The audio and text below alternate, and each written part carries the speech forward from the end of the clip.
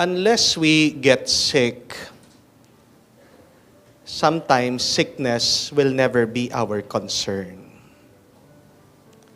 Unless somebody in our family gets sick, sometimes illness will never be in our mind.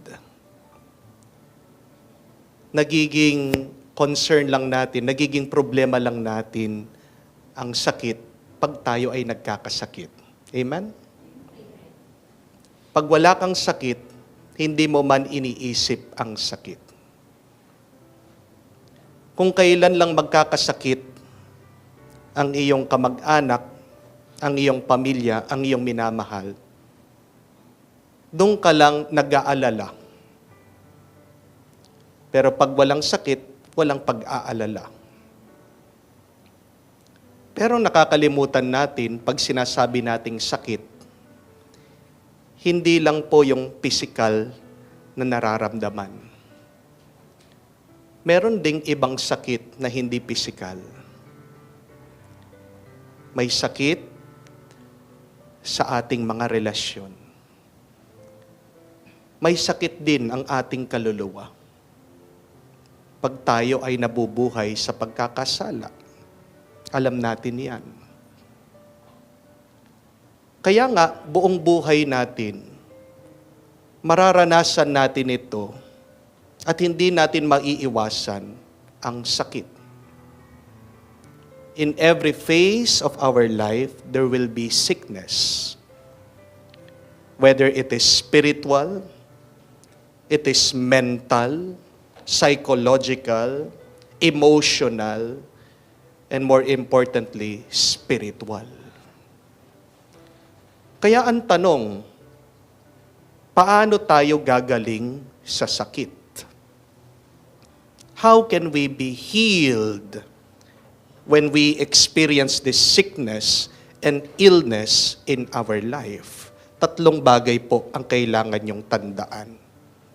Una, kailangan mong hanapin lahat ng paraan para ikaw ay gumaling. Hindi ibig sabihin, pag tinaningan ka na ng doktor, susuko ka na.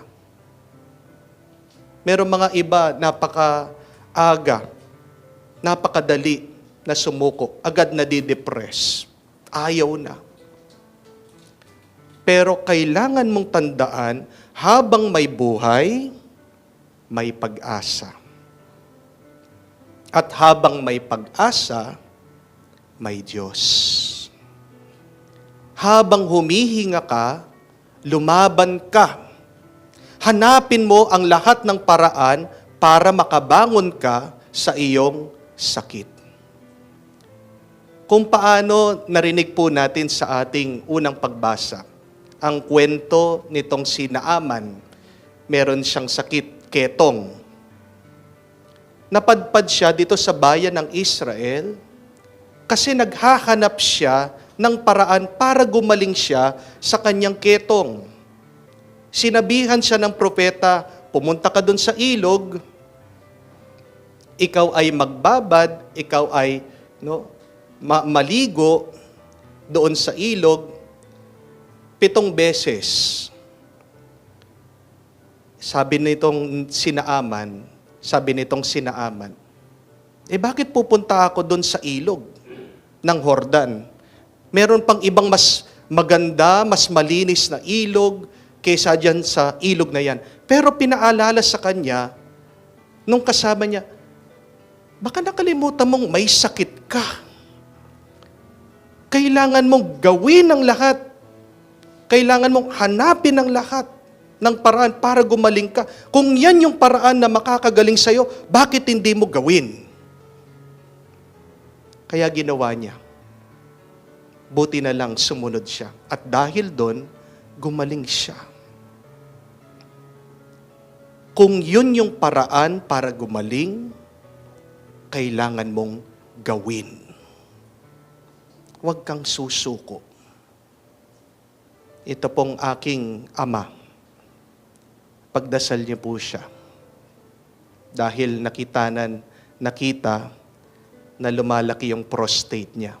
Normal po sa aming mga lalaki yan. Nagpa-check po siya. Binigyan siya ng gamot, pero medyo mabagal po yung pagliit ng prostate. Kaya sabi po ng doktor sa kanya na kung by next month hindi pa talaga liliit doon sa kailangan ng ipabiopsy. Kinuwento po niya sa aking ina. Alalang-alala. Alam niyo ba naman po kung ano yung tinext sa akin ng aking nanay? Nabigla po ako, sabi niya, may cancer yung tatay mo, mamamatay na siya. Nabigla po ako. Tinawagan ko siya. At sabi ko sa kanya, kailan ka pa naging doktor? Wala pang test, hindi pa alam, pinapatay na. Paano ka gagaling kung hindi ka lalaban? Paano maalis ang iyong sakit kung hindi ka maghahanap ng paraan para gumaling? That is the first step. Para ikaw ay gumaling. Maghanap ka ng paraan para maghilom ang iyong sakit. Huwag kang susuko. Ano man sakit yan? Sakit ng pangangatawan? Maghanap ka ng doktor. Maghanap ka ng gamot. Sakit ng relasyon? Emosyonal na sakit? Pag-usapan nyo. Huwag kayong susuko. Huwag na lang biglang aalis at hindi na mag-uusap. You have to do everything to save your body, to save your life, to save the relationship. Hindi gagaling kung hindi ka maghahanap ng paraan para gumaling. Yan yung una. Pangalawa, hindi ka rin gagaling kung matigas ang iyong ulo. Amen? Bawal ang matigas ang ulo pag may sakit. Kung ano ang sasabihin ng doktor, kailangan mong gawin. Sinabi kay Naaman, maligo ka doon sa Ilog Jordan. Sabi niya, ayaw ko. Ang dumi-dumi doon. Yun yung utos Napakarami sa mga may sakit, ang tigas-tigas ng ulo nila. Mas magaling pa sa doktor, mas magaling pa sa eksperto.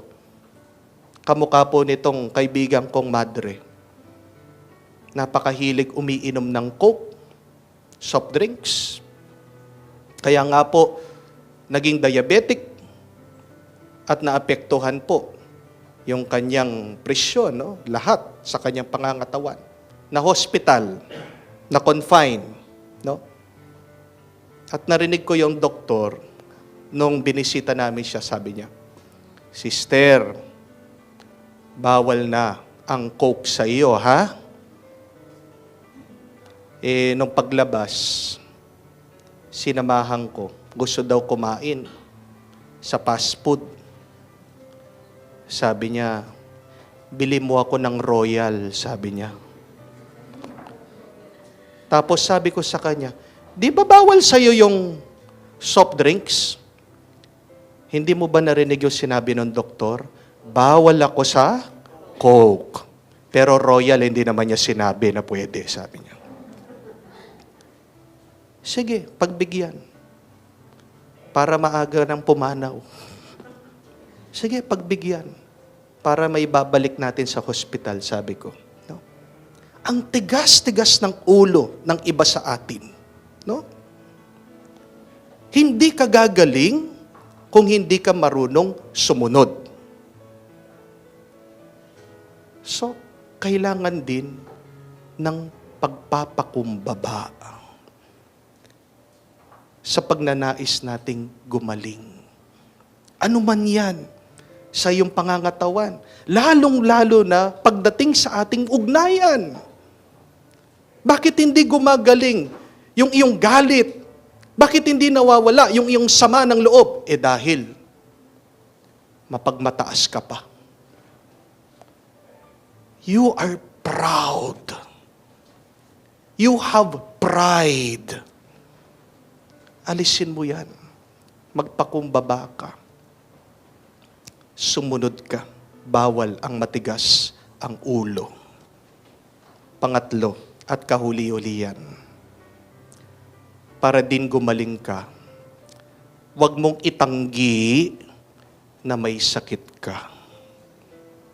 Napakarami din sa atin. In denial. Amen? Ayaw tanggapin na meron silang sakit. Kung paano ang ating Panginoon, sinabihan niya mga kababayan niya, na meron din silang sakit. Anong sakit nila? Sakit ng kasalanan. Ayaw nilang makinig sa Kanya. Pero nung pinagsabihan sila pang galit. At gusto daw patayin ng ating Panginoon, tinutulak siya doon sa bangin.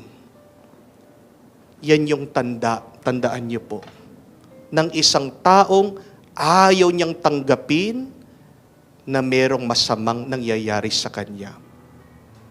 Galit. Anger is a sign of denial. Tignan niyo po, pag pinagsasabihan niyo, yung mga may sakit, nagagalit, nagbwibisit, ibig sabihin, hindi pa nila matanggap na may sakit sila. Kasi, kung hindi mo tatanggapin, kung hindi mo haharapin yung iyong sakit, iiwasan mo yan, ano mangyayari sa'yo? Lalong lalala ang iyong sakit. Napakarami din po, ayaw magsimba, ayaw mangumpisal. In denial sila sa kanilang mga kasalanan. Ano sinasabi nila? Bakit ako magsisimba? Wala naman ako kasalanan. Bakit ako mangungumpisal? Wala naman ako ginawang masama. Talaga? Pero dahil hindi mo matanggap, meron kang sakit, may masama sa iyo. Palala ng palala yan. Kamukha din po ng cancer, hindi po ba? Mas maganda, early detection, maaga mong nakita, abay, magpa-check up ka na, magpatingin ka na. Kailangan mo nang gawin ng lahat para maghilom ka, mapabuti ka. Napakasakit, napakahirap pag tayo ay dumadanas ng sakit.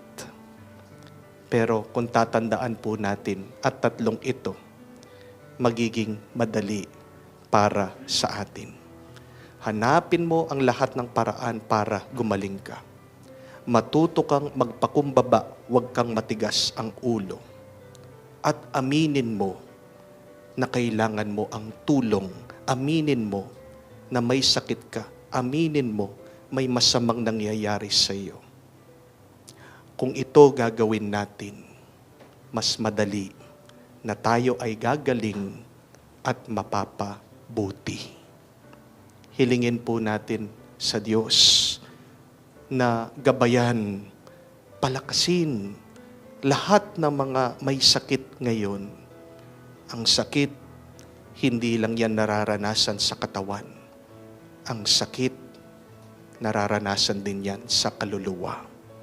Kaya, ang makakapaghilom lang sa atin, alam natin, ang grasya ng Diyos. Amen. Feel at home tayo dito. Enjoy life at Bright FM 91.9. Friends tayo.